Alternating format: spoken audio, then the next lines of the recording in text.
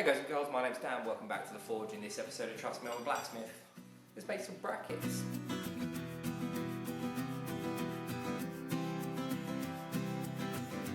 Okay, well today I managed to get some of these brackets made. I've done a few other little jobs today, had a bit more of a tidy up as well, which has been quite good.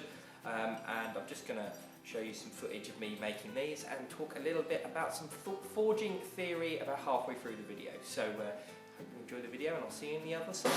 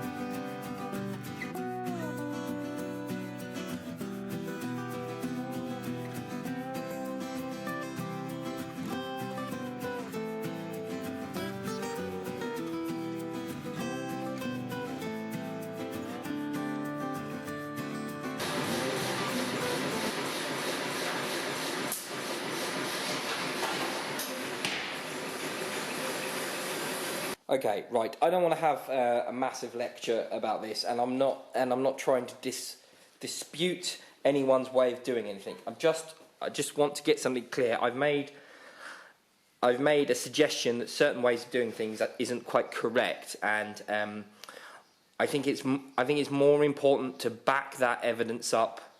It's more important to give evidence to back those ideas up rather than just to say it.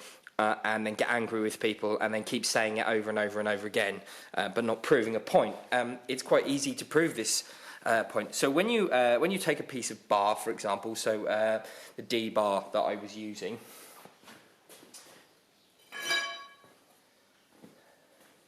this is a D bar I was using.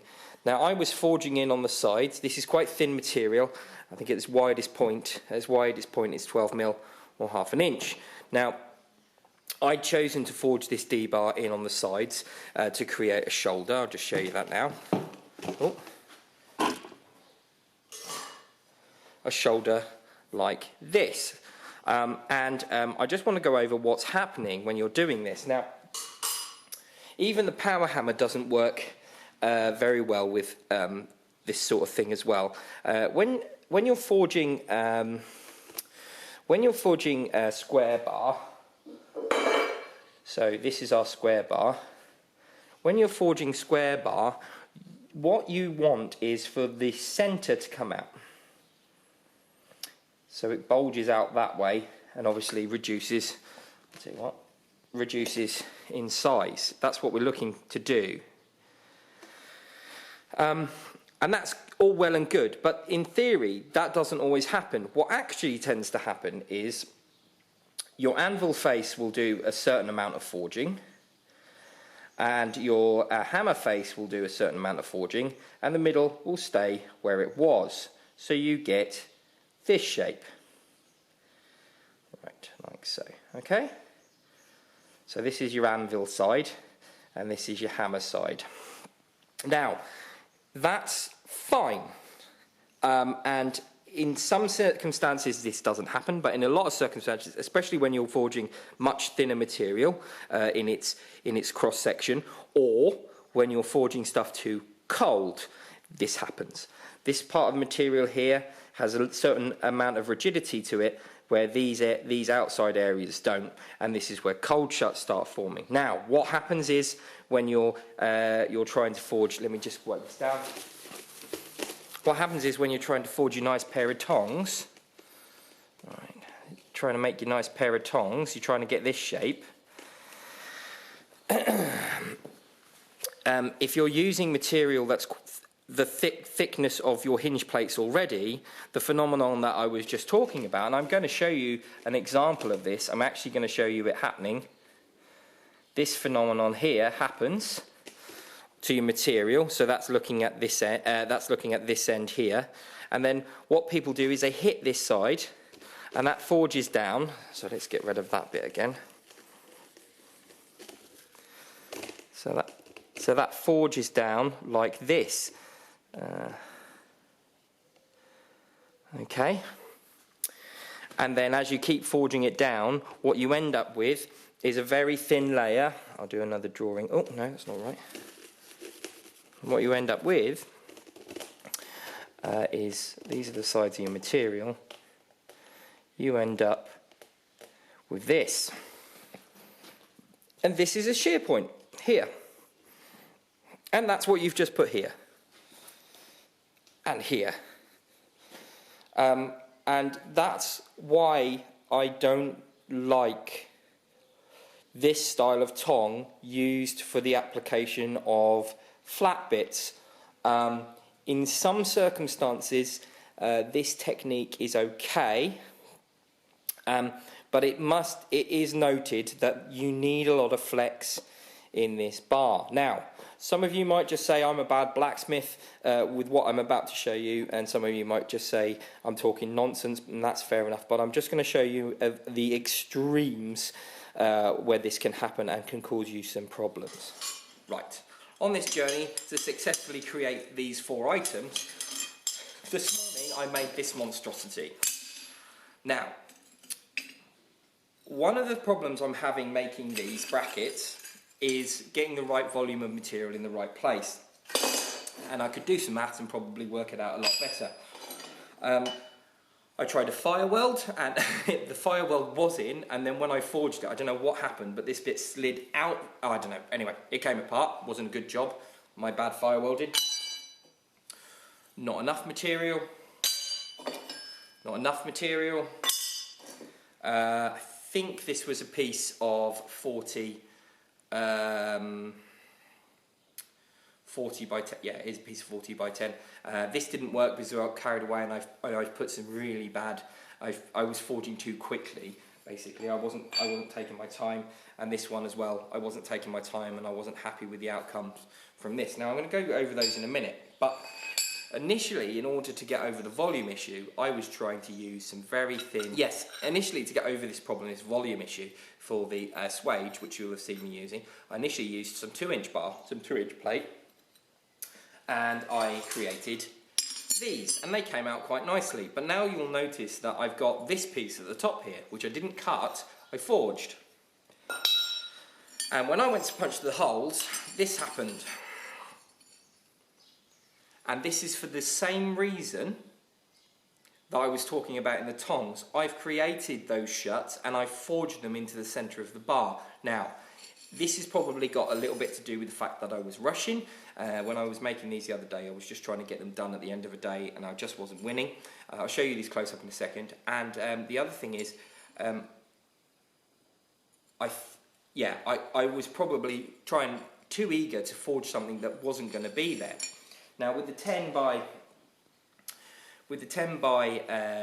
40, which I'm going to start punching these holes in, I'm sure it's done the same thing, and I'm sure it's going to split as well, but I'm more confident that it's not as severe as this situation here. And for all the best will in the world, I don't care who you are, even the mills. I've had steel come from, and I was trying to find some, and I had some stock here that I stopped using because the mill that I bought it from had sent it through, and for my purposes it wasn't going to work because every time I punched a hole, a ruddy great split came up the middle. Very frustrating. So I'll just show you these now. So I'm not sure if you can see that or not, but here and here, there you are, there and there is a split, and that looked like that, but a split. There it is on the back there as well. Okay, and that is that fold that I've created, and you can see it here. You can see it there. That bulge there is a good indicator that that bit in the middle has been flattened over that way. And that'll give you a shut. I can't remember if this is the one. I can't remember if this is the one with the shut in now. But that, you can see it there. Alright. Okay, I'm not sure if you're going to be able to see this one, but just there is also split. Now, this is a piece that has come from the mill. Alright. I haven't forged this at all. This was a piece of 20 by 6 that has come straight from the mill, or 25 by 6 or whatever it is. It's come straight from the mill.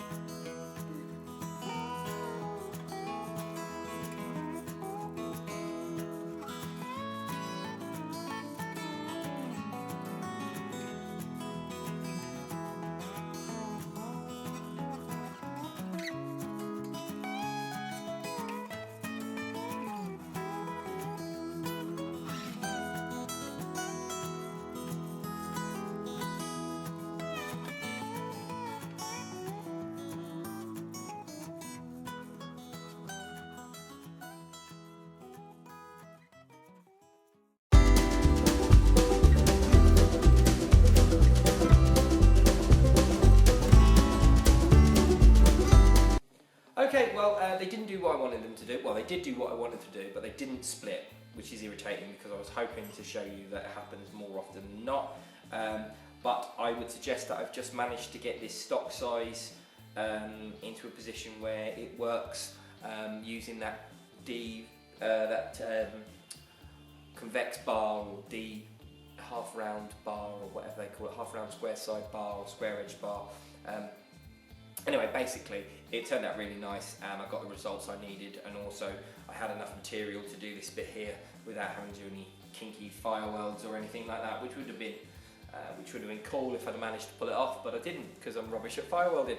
So anyway, they came out really lovely. I just need to chop these ends off and round them up and just make them look a bit tidier, and then drill the holes in here, and they're basically ready to go on.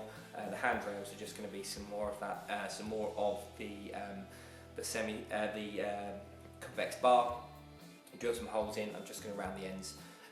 Just put a nice radius on the end so they're nice to hold, and yeah, that's basically everything. Okay, I hope you enjoyed this video because I really enjoyed making it for you, and if you did enjoy this video, remember to leave a like and subscribe if you haven't already, and if you are a subscriber, please chuck some comments down below and let me know what you thought of my theories on forging. Well, they're true, but anyway, just tell me what you thought of what I'm suggesting, and whether or not you agree or disagree, or if you have some counter evidence or whatever. I always like to hear it. It's always nice to learn new things.